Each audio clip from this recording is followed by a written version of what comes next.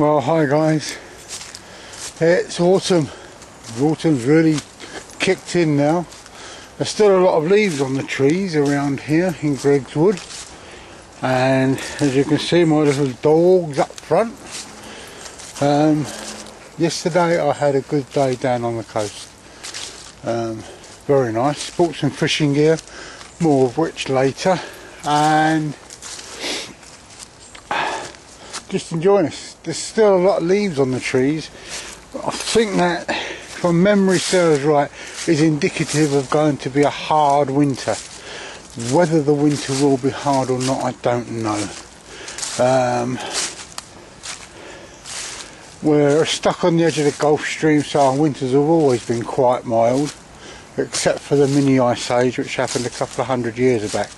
But it's still deeply rooted in our cultural memory. Again, a little bit more on that later. But for now, it's a grand morning. It's about 9 o'clock-ish, I suppose.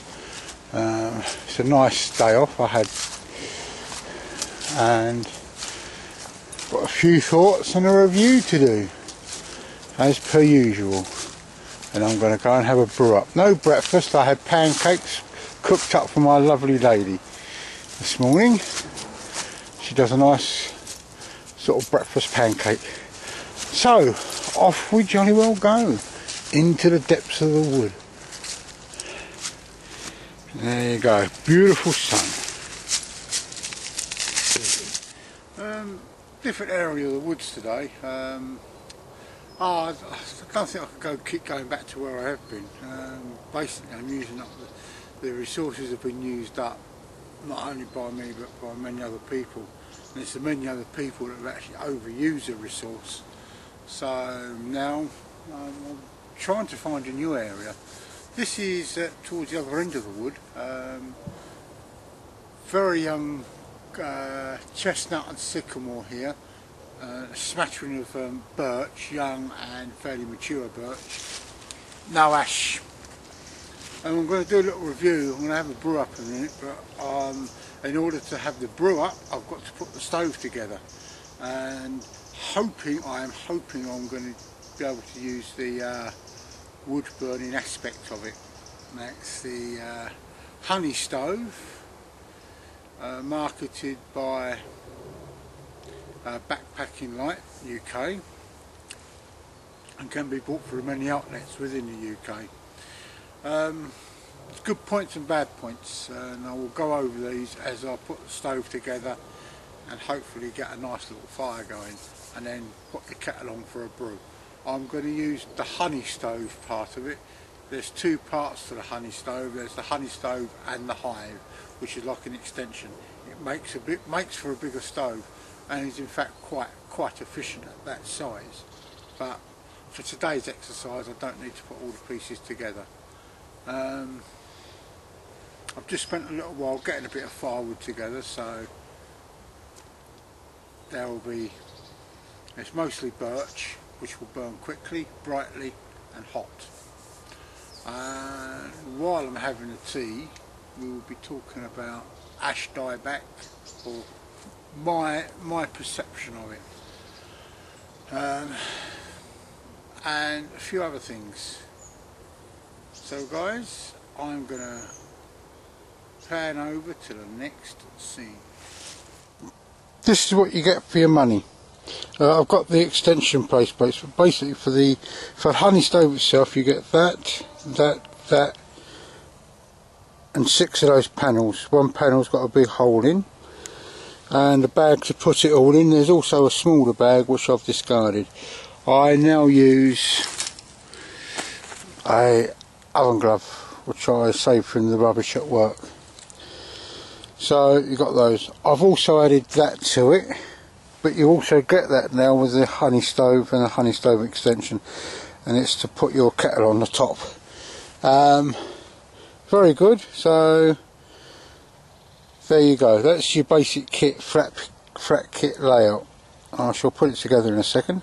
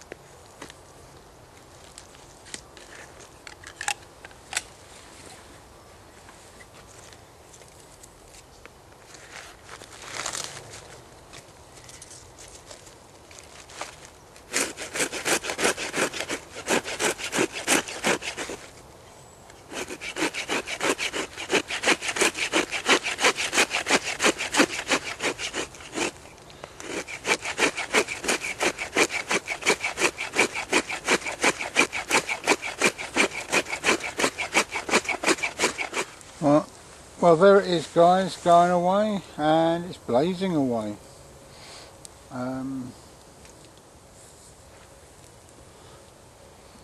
Took a bit of going. Was quite damp at the moment, but hopefully this will just boil up some water for my tea. So I'm going to catch you in the next scene, guys, when hopefully it'll be bubbling away and we'll have a chat. Well, you can see how damp the wood is today. Look at the smoke coming out of that. You're getting some heat, but it's been raining a lot, and for quick procurement of firewood it's very, very difficult to find anything that's half decent. At the moment I'm using some birch, and hopefully it will come up to the boil in a minute. I can have my cup of tea. There's our pan up. You can have a look around this woodland. It's nice and open here actually. A few dog walks will come by later, I should think, but it's less damaged than where I normally go. And I've just got some ideas about this woodland, or what I'd like to see done with it, and it'd be pretty drastic. Anyway, guys, I'm going to wait for this kettle to boil. Come back there. It's smoking away nicely. Look at that, all that damp being driven off the timber. It's just a pity it wasn't so dry, but we have had quite a bit of rain of late. Anyway, back in a moment.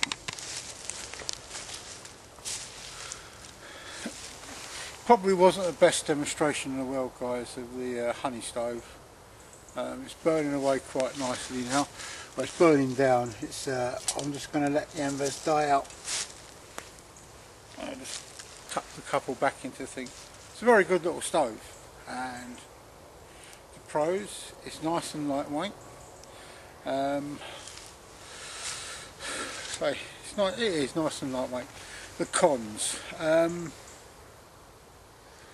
it buckles. After a while, the metal buckles. You can't help it. It's within the nature of hot metal to buckle. There you go, nice fine cup of tea there. Yeah, it's within the nature of the wood to buckle, or the metal to buckle. Very fiddly.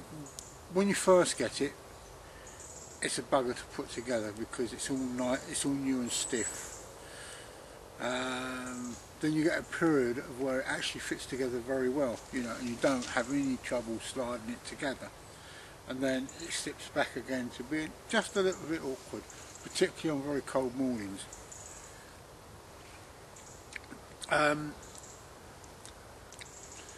As a multi-fuel stove, it works very well. You can use Esbits. Wow, that's hot tea. You can use Esbit tablets. You can use a Trangia burner or another mess burner. You can have it in a square configuration for using, but backpacking like now do a pocket stove for that. But as a wood burning stove it works very well, primarily because of the way it operates. You have, excuse me, put that down out. You have the ability for it to pack flat, so it takes up very little room in your backpack.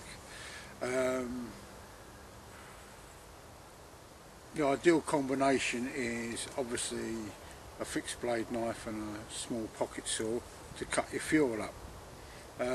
I've used a hatchet today,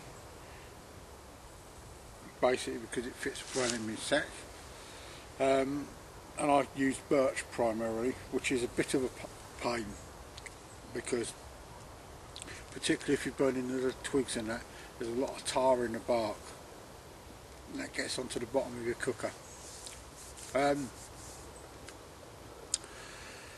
It is nice. The hive extension, where it becomes just a little bit larger, becomes an 8-sided stove instead of a 6-sided stove, is great for chucking barbecue coals in. If you could get I suppose if you dropped off a message to or an email to Backpacking, like, they could supply you with an extra blank, extra solid panel, so you've got basically got a charcoal brazier.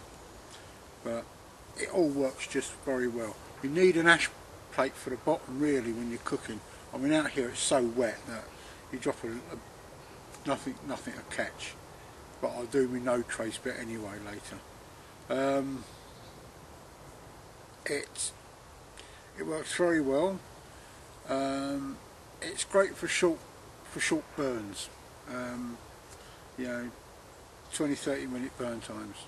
You know, for a longer cooking time, you're going to have to keep feeding it and feeding it and feeding it. But you want a quick brew, plenty of really dry wood around you, you've got it. Got your Trangia burner, pop it in the top, bang, wonderful bit of kit. As I say, it does have its good points, it does have its bad points, and there's a few people I know that have bought it, have used it and have gone away from it. Me, it sort of sits there in the background. I've got so many cooking systems which I'm reviewing over the next few months. So there you go, guys. I'll catch you in the next scene with a slightly cooler cup of tea, I think.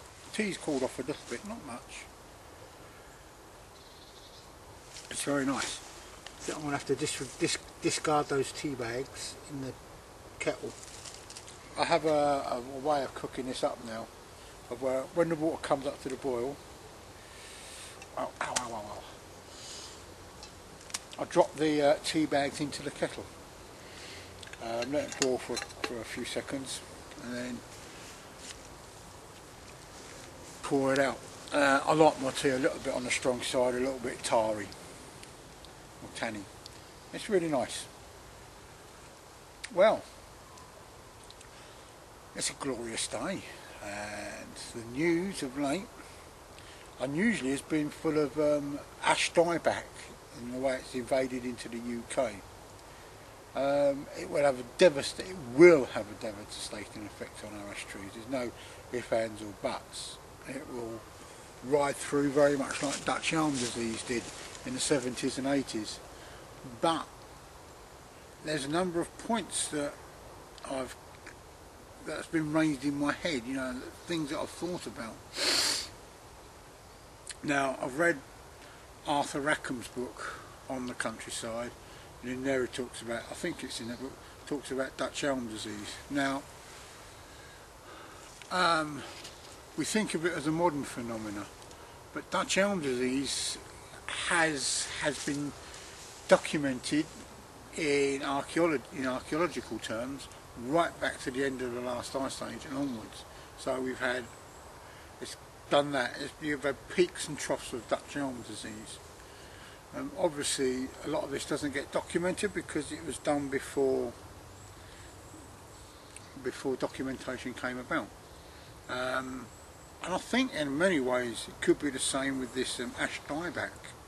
Maybe it was prevalent in prehistoric times, but because of many things it may not have been documented, obviously. I mean, things do have a natural cycle. I mean, it's in Canada you've got peaks and troughs of caribou and snowshoe hare. Every 7 years, I think, with the snowshoe hare the population dies right off and then builds up again. Some of it can be due to progress. We don't use woodland as much as we used to. It's a recreational thing now.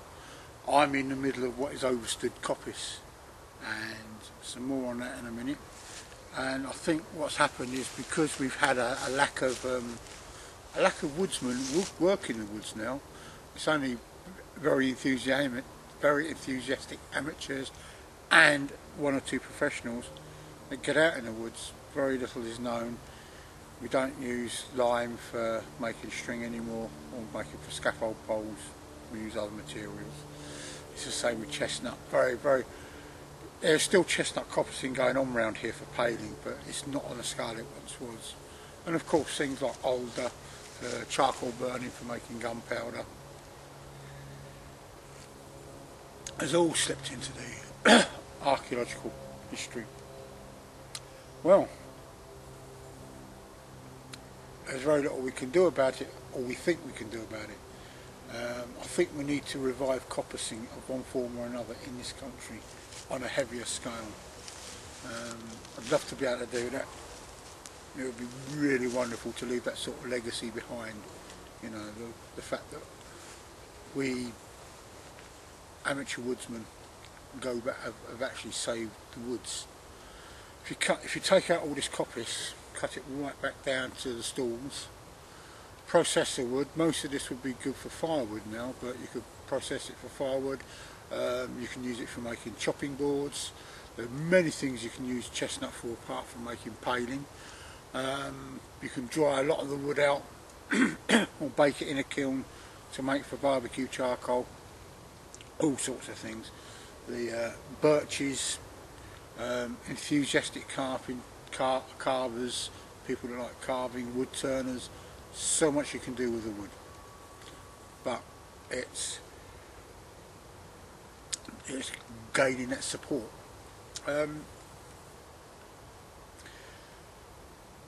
It's going to be a long while before the ash trees recover, but I think it's the way of the world. You know, we live in an ever shrinking world where the mere importation of one tiny thing can have a devastating effect.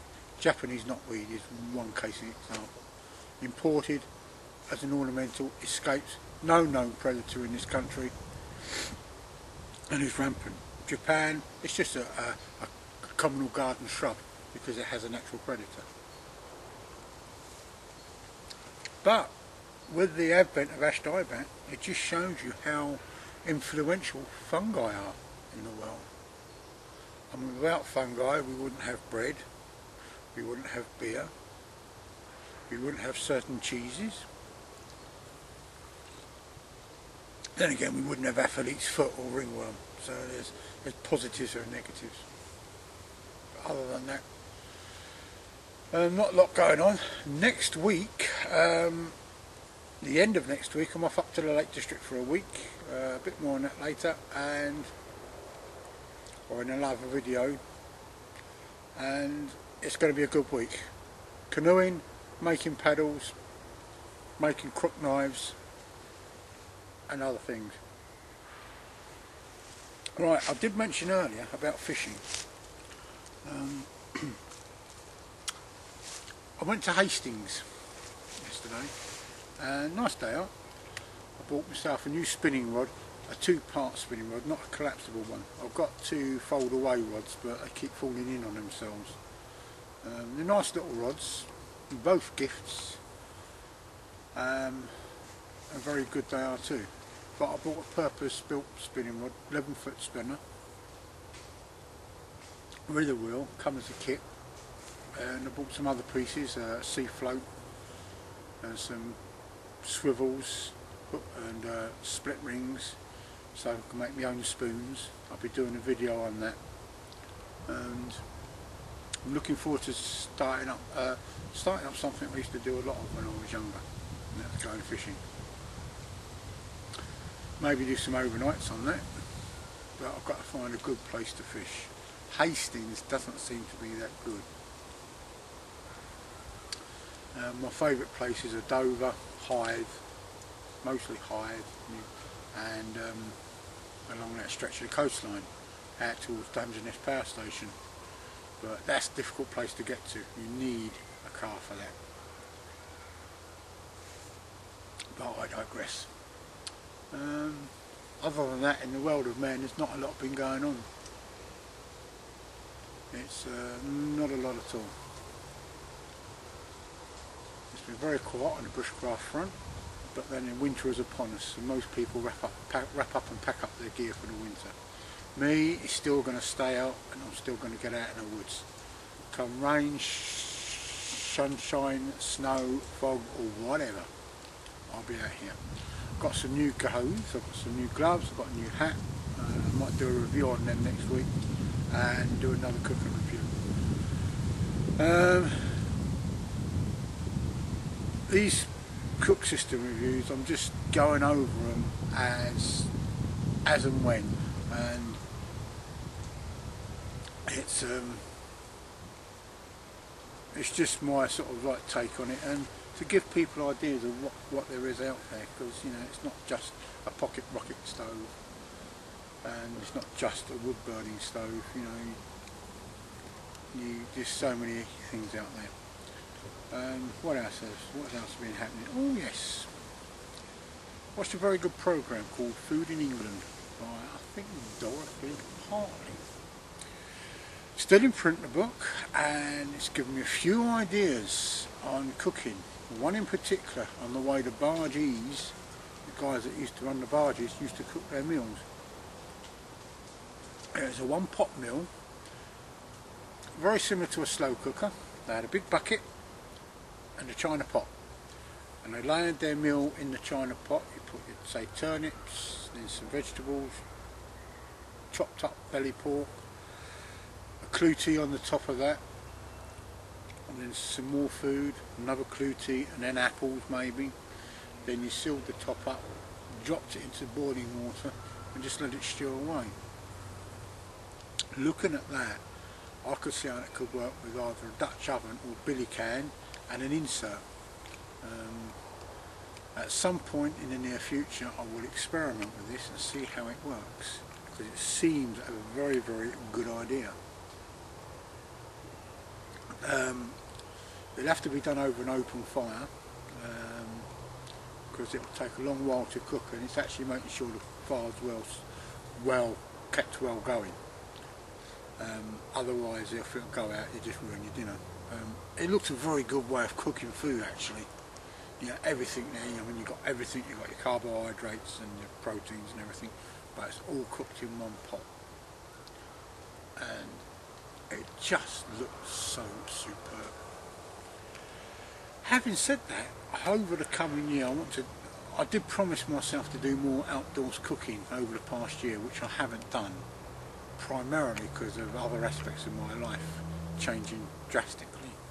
So over this coming year, I'll be cooking, and hopefully cooking everything from a humble fried egg through to bannocks and more complicated meals, maybe stew and dumplings and what have you. And I'm even going to attempt to set up what I would call an expedition style camp. And I'm going to, if I can find a really quiet hole in this woodland, I'll do it here, but I'd like some private woodland to do that in, so that I can leave kit up and come back to it as and when. Well guys,